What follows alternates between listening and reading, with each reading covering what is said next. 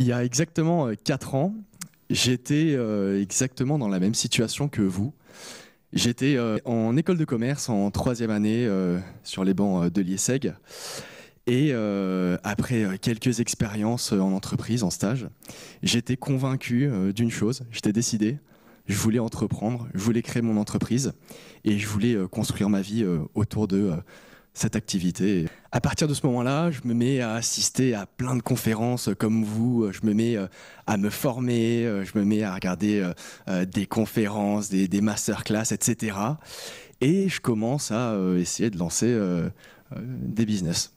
Un peu d'e-commerce, du freelancing. Je deviens même le président de l'association entrepreneuriale à l'IESEG Paris. J'essaye de faire de la formation en ligne. Et malheureusement, ça prend pas, ça fonctionne pas. J'ai beau suivre les guides, les tutoriels, ça fonctionne pas. Et à ce moment-là, il y a un événement dont vous vous rappelez sûrement, le Covid, qui arrive en 2020. Je commence à voir en ligne pas mal d'autres étudiants qui se lancent dans l'entrepreneuriat et qui ont l'air de plutôt bien réussir.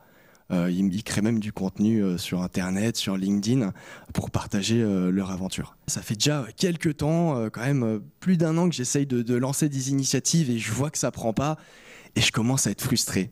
J'ai cette petite flamme qui brûle en moi et cette frustration qui monte et je me dis putain, je passe tout mon temps à me former, j'essaye de rencontrer les bonnes personnes, je mets tellement d'énergie et au final je suis toujours étudiant et là je dois trouver une alternance pour continuer mon cursus et travailler du coup dans un grand groupe chez Accenture. La bonne nouvelle, c'est que cette petite flamme que vous allez peut-être être amené à ressentir ou que vous avez déjà en vous, cette petite frustration, ça peut venir de pas mal de choses. Ça peut être l'envie de montrer à vos amis qu'en fait vous êtes capable ou de montrer à votre famille. Ça peut être aussi l'envie de montrer à un ancien patron, un ancien boss qui vous a mal parlé, qu'en fait vous êtes capable de créer votre boîte et de lancer votre entreprise. Et c'est une très bonne chose parce que c'est un premier moteur qui permet à beaucoup d'entrepreneurs de mettre un pied dans l'entrepreneuriat, de prendre confiance, de se lancer et d'avoir leur premier succès. Je m'appelle Antoine Godefroy, j'ai 24 ans et je suis le cofondateur de Slick, une agence de communication que j'ai lancée pendant mes études. On emploie actuellement une quinzaine de salariés. L'année dernière, on a généré plus de 2 millions de chiffres d'affaires. Je vais essayer de vous partager 3 clés qui m'ont personnellement aidé à me lancer dans l'entrepreneuriat quand j'étais étudiant. La première clé, c'est de vous dire que vous réussirez à la hauteur de vos sacrifices. Quand on pense aux gens qui performent vraiment bien sur cette terre, on pense tout de suite aux sportifs, on pense aux artistes. C'est des personnes qui font des sacrifices immenses pour arriver à un très très haut niveau de performance. Ils adoptent un lifestyle particulier avec des entraînements, avec du coaching. Et pourtant, quand on se penche au niveau professionnel et du coup par rebond au niveau entrepreneurial, et c'est quelque chose que j'ai vraiment ressenti, on peut être un petit peu perçu comme un ovni et on peut surtout ressentir une certaine forme de culpabilité. C'est ce que je ressentais quand j'étais étudiant et que je passais beaucoup de temps à me former, que j'avais vraiment cette hargne, cette envie de réussir à lancer quelque chose, donc je passais toute mon énergie dessus. Et c'est vrai qu'on peut parfois être défocus ou avoir ce sentiment de culpabilité qui vient de nos amis, de nos proches, de notre famille, et qui nous dit bah tiens en fait tu pourrais peut-être juste être normal et arrêter de passer ton temps sur l'ordi. Et si c'est quelque chose que vous vivez, je tiens à vous dire que vous êtes sur la bonne voie et que c'est parfaitement normal. Ma deuxième clé, c'est qu'il faut accepter de prendre des baffes de réalité. On dit souvent, il n'y a que la vérité qui blesse. On a vraiment un truc où en fait, on a toujours envie de se mettre des œillères, et on a toujours envie de mettre les responsabilités sur les autres. On n'a vraiment pas envie d'avoir de la charge mentale d'aucune façon. Et au final, le point commun qui est entre beaucoup d'entrepreneurs, c'est qu'en fait, on est entrepreneur et en fait on doit porter plein de responsabilités sur nos épaules et on se doit de voir la réalité en face. Par exemple, pour quelqu'un qui va être salarié, qui va avoir une vie qui n'est pas forcément tournée autour de son entreprise, on peut se permettre, et c'est compréhensible, de remettre la faute sur son patron. De se dire que le projet s'est pas bien déroulé à cause du client. de se dire qu'en fait ça fonctionne pas bien à cause de mon salarié qui n'exécute pas suffisamment bien. Au final, parfois le problème ça peut simplement venir de vous. Et qu'en entrepreneur, si on s'éloigne trop de cette réalité, qu'on arrive sur une dimension parallèle et qu'on revient pas sur la réalité, parce que le business il est pas émotionnel, il est basé sur une réalité qui est économique. Et si on s'éloigne trop, et ben au final on peut tout simplement se prendre une baffe un peu trop fort et faire écrouler ce qu'on a monté. Pensez vraiment à l'image du chêne et du roseau. Le chêne qui est ancré dans sa terre, dans une forme de réalité où ça fonctionne bien quand il n'y a pas de vent. Et parfois, quand il y a la tempête, parce que là-haut ça souffle, et ils se rompt.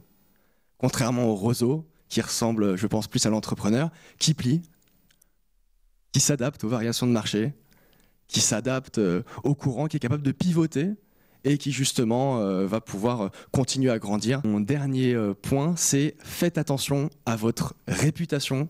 C'est votre richesse la plus précieuse. On n'y pense pas forcément, c'est vrai que souvent quand on se lance dans l'entrepreneuriat, on pense business, on pense commercial, on peut penser à pas mal de sujets et on va pas forcément penser à la réputation qui est quelque chose de très très important.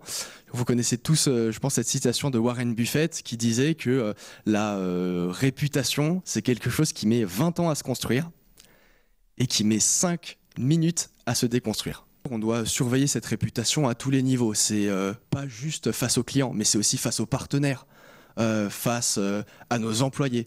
Et ça peut même être face à notre vie personnelle. Le point important et très pratique, c'est dans les relations qu'on crée avec les personnes. Il y a différents types de relations qu'on peut créer et on va dire qu'en général, on a souvent, par ego, envie de se mettre dans une relation win-lose. J'ai un avantage, je prends un avantage sur la situation et la personne est un peu désavantagée. C'est ce qui se passe quand on fait un très gros contrat avec un client, qu'on met quelques éléments parfois sous le tapis et voilà, commercialement on arrive à avoir un super deal et qui met un petit peu en désavantage l'autre partie. C'est le genre de relation quand on a un salarié qui vient nous dire qu'il veut une rupture conventionnelle et que nous, on a tous les arguments pour simplement refuser et le pousser à la démission, où c'est vrai que c'est moins avantageux pour lui et plus avantageux pour nous. Mais sachez que plus vous déversez, je dirais, de l'énergie négative ou des choses négatives autour de vous, surtout quand vous avez la responsabilité ultime sur votre activité, c'est quelque chose qui peut finir par vous entacher. Et c'est pour ça que nous, avec Slick, on a toujours cherché, en tout cas, à construire des relations win-win avec les personnes de nos équipes, avec nos clients, même si, évidemment, ça peut être amené à coûter de l'argent dans certains cas, ça peut être amené à coûter plus de temps. Pour notre cas personnel, par exemple, on est dans le milieu de la communication et j'ai beaucoup de concurrents qui ont des agences. Pour le coup, je joue au paddle avec eux, je les vois de temps en temps et pourtant, au fond de moi, évidemment, j'ai envie que mon entreprise se développe mieux qu'eux. Mais nous, on voit le business plutôt comme un sport collectif qu'un sport de combat. Donc, rappelez-vous bien ces 3 points. Le premier, vous réussirez à la hauteur de vos sacrifices. Le deuxième point, vous prenez des baffes de réalité. Et le troisième point, soignez votre réputation, c'est ultra important. Je vous remercie pour votre attention, je vous souhaite beaucoup de succès, beaucoup de bonheur et merci beaucoup.